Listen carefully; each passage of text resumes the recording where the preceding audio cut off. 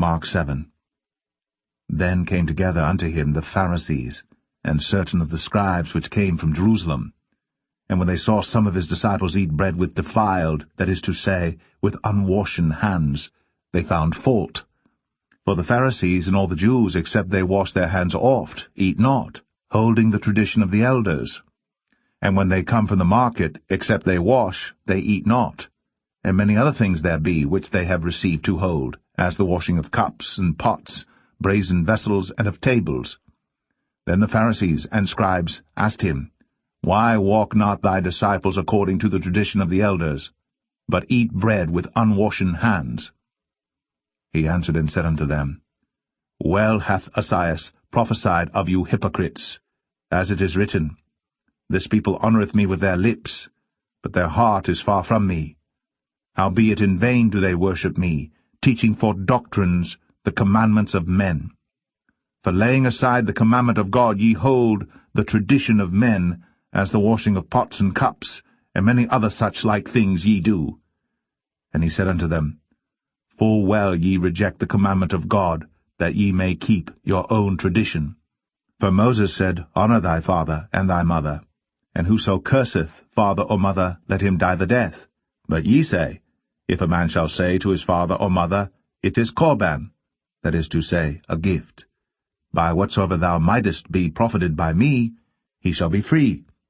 And ye suffer him no more to do aught for his father or his mother, making the word of God of none effect through your tradition, which ye have delivered, and many such like things do ye.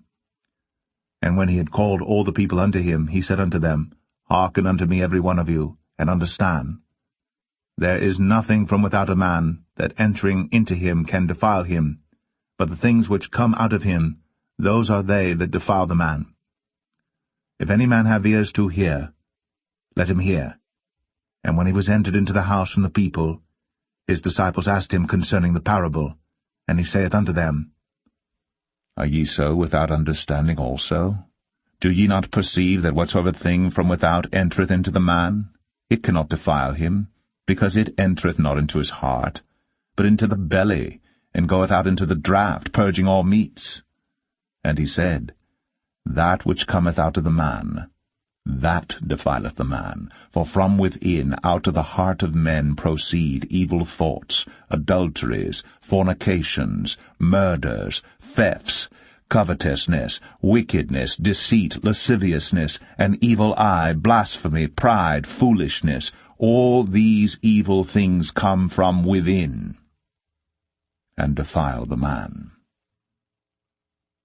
And from thence he arose, and went into the borders of Tyre and Sidon, and entered into an house, and would have no man know it. But he could not be hid.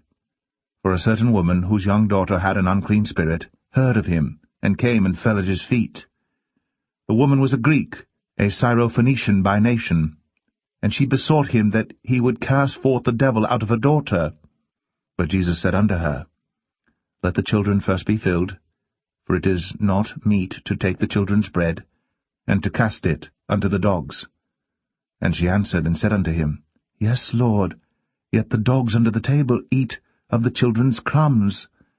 And he said unto her, For this saying go thy way, the devil is gone out of thy daughter.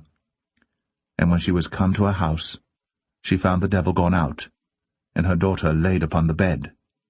And again departing from the coasts of Tyre and Sidon, he came into the Sea of Galilee, through the midst of the coasts of Decapolis.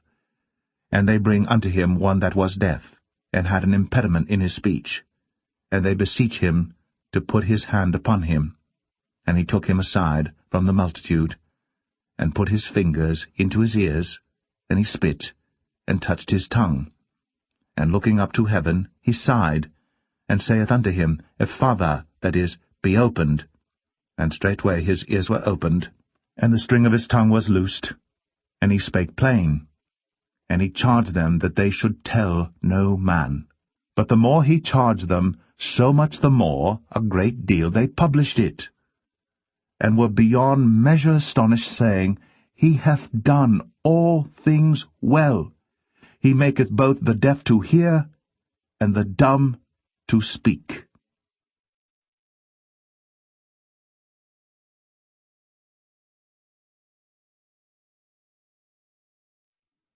Mark 8. In those days the multitude being very great, and having nothing to eat, Jesus called his disciples unto him, and saith unto them, I have compassion on the multitude, because they have now been with me 3 days, and have nothing to eat. And if I send them away fasting to their own houses, they will faint by the way, for divers of them came from far. And his disciples answered him, From whence can a man satisfy these men with bread here in the wilderness? And he asked them, How many loaves have ye? And they said, 7. And he commanded the people to sit down on the ground. And he took the 7 loaves, and gave thanks, and brake, and gave to his disciples to set before them. And they did set them before the people. And they had a few small fishes, and he blessed and commanded to set them also before them. So they did eat, and were filled. And they took up of the broken meat that was left 7 baskets. And they that had eaten were about 4,000. And he sent them away. And straightway he entered into a ship with his disciples, and came into the parts of Dalmanutha. And the Pharisees came forth, and began to question with him, seeking of him a sign from heaven, tempting him. And he sighed deeply in his spirit, and saith, Why doth this generation seek after a sign? Verily I say unto you, there shall no sign be given unto this generation. And he left them, and entering into the ship again, departed to the other side. Now the disciples had forgotten to take bread, neither had they in the ship with them more than 1 loaf. And he charged them, saying, Take heed, beware of the leaven of the Pharisees, and of the leaven of Herod. And they reasoned among themselves, saying, It is because we have no bread. And when Jesus knew it, he saith unto them, Why reason ye, because ye have no bread? Perceive ye not yet, neither understand? Have ye your heart yet hardened? Having eyes see ye not? And having ears hear ye not? And do ye not remember? When I brake the 5 loaves among 5,000, how many baskets full of fragments took ye up? They say unto him, 12. And when the 7 among 4,000, how many baskets full of fragments took ye up? And they said, 7. And he said unto them, How is it that ye do not understand? And he cometh to Bethsaida. And they bring a blind man unto him, and besought him to touch him. And he took the blind man by the hand, and led him out of the town. And when he had spit on his eyes, and put his hands upon him, he asked him if he saw aught. And he looked up, and said, I see men as trees, walking. After that he put his hands again upon his eyes, and made him look up. And he was restored, and saw every man clearly. And he sent him away to his house, saying, Neither go into the town, nor tell it to any in the town.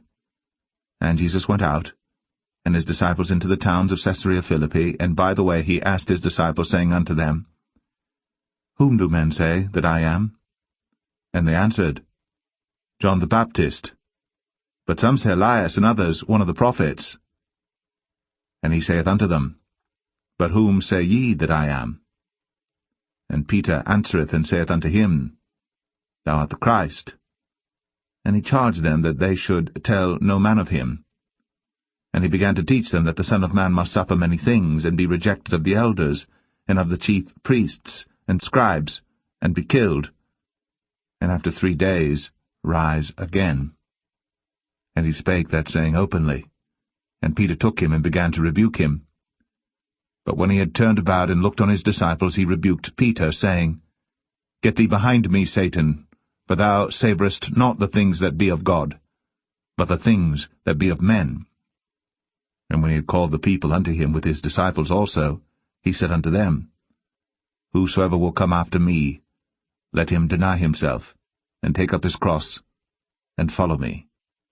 For whosoever will save his life shall lose it, but whosoever shall lose his life for my sake and the gospel's, the same shall save it.